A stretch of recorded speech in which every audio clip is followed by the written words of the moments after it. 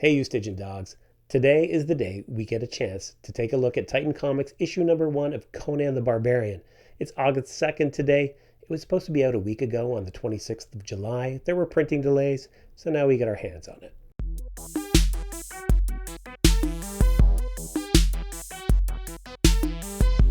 Now, those that had attended San Diego Comic-Con got a look at the book about 2 weeks in advance. Plus, they were privy to some pretty exciting news, particularly these two items. As teased by Fred Malmberg, the Savage Sword of Conan coming in 2024. From fanboyfactor.com, we get this news release. Announced at San Diego Comic-Con today, global publisher Titan Comics and entertainment studio Heroic Signatures are excited to reveal the long-awaited return of the Savage Sword of Conan in 2024, with all new gritty and gruesome tales from the world of Conan the Barbarian presented in its original black and white magazine-sized format. This is great news. They tease a number of fantastic artists, and they promise many more. This is pretty exciting stuff. Basically, take all of my money, please. So the next piece of information were the sales numbers for issue number 1.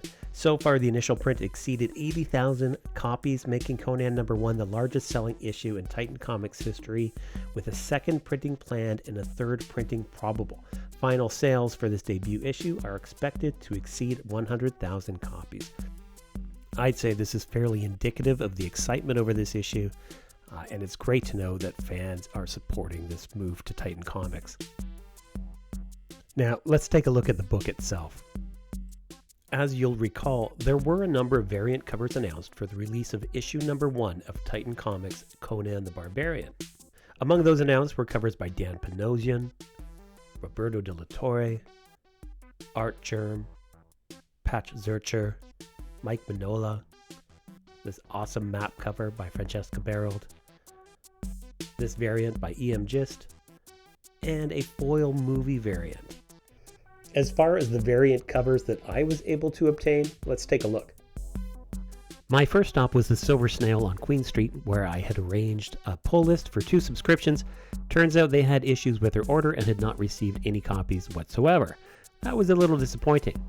Undeterred, I headed to the Beguiling on College Street, where they had just about every variant in stock. I grabbed them all, only to be told that I was only permitted 2 copies overall. I guess you can't force people to take your money. But in the end, it turned out okay. I grabbed these. On the left, the wonderful Dan Panosian cover signed by Jim Zub. On the right, the cover from Francesca Barold featuring a wonderful wraparound map of the Hyborian Age, also signed by Jim Zub with the inscription, "Welcome to the Hyborian Age." So I made out just fine. Quality over quantity, I guess. Now, as has been teased, we know that Conan returns to Samaria. He encounters a Pictish scout. Her name is Brissa, and invariably he will fight what appears to be undead hordes. Let's go to the book and take a closer look, though. This will largely be a spoiler-free look at things. I'll flip through the book, ooh and ah over Zub's writing and De La Torre's art. I'll not really read anything verbatim. I want you to be curious and to grab your own copy. I just want to give you a sense of how things look, and to hopefully convey my excitement and a few summary thoughts. Following the credit page for Heroic Signatures and Titan Comics, we're presented with introduction by way of the Numidian Chronicles. There's also a summary setting the scene, providing continuity from the Free Comic Book Day edition and the Battle of Venarium, and basically what Conan's doing now and what's leading him back on a journey to Samaria. The story is titled Bound in Black Stone, Part 1, Scourge of the Dead. And the creative team is as follows. Jim Zub is the writer, Rob De La Torre is the artist, Jose Villarrubia is the color artist, Richard Starkings the letterer, and Matt Murray the editor. And what a creative team it is. De La Torre was made for this. I've said before, it's as if he is and always has been the default illustrator, bringing our stories, myths, and legends to life. And his work is just exceptional. I like to say that his work exudes that potential energy that Conan harbors within. It's both foreign and familiar, full of life. It sits there waiting to be unleashed. It's just so ineffably amazing. Just check out this 2-page panel. It's like something out of a modern horror movie, yet it's classic. It's just brilliant. Villarrubia's colors bring continuity from the Free Comic Book Day edition. They're rather muted, but somehow seem brighter or more vivid in this issue versus issue 0. It's an appealing enhancement. The vivid red bloodshed is striking. It's just beautiful and violent. The overall palette conveys the pathetic fallacy of the situation, and it also truly speaks of Samaria, that somber land, all of hills, darkly wooded, under skies nearly always gray, with winds moaning drearily down the valleys. It's great. And Zub gives us a satisfying adventure, something worthy of Conan. I feel that a good single issue, if part of a longer arc, should probably give the reader a couple things. Most importantly, a single satisfying self-contained adventure. And that will inevitably lead to a cliffhanger that teases the next issue. It's not enough just to plod along with nothing really happening, only to rely on a cliffhanger.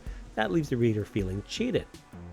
I feel that Zub does a good job reintroducing the character, since this is issue number 1. We do get reference to the Battle of Venarium. And yes, this is the introduction to a grander arc, but we do get a self-contained, action-packed episode. And man, is it ever action-packed. It is gory. It's fantastic. And honestly, the final page, the cliffhanger, it's worth it. You're going to buy the next issue.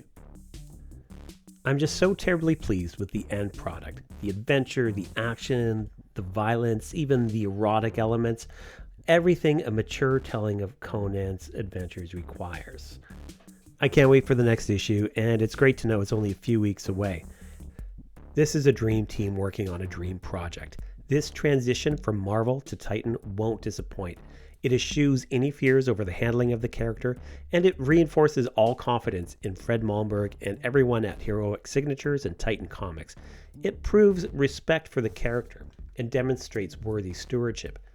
It also respects the fan, demonstrating that these elements, a superlative creative team, respect for the character, respect for fans, leads to the creation of a fantastic product, both satisfying and profitable. Obviously, I'm left pretty excited for the subsequent issues. Can't wait to see how this turns out. Until next time, take it easy, you Stygian dogs.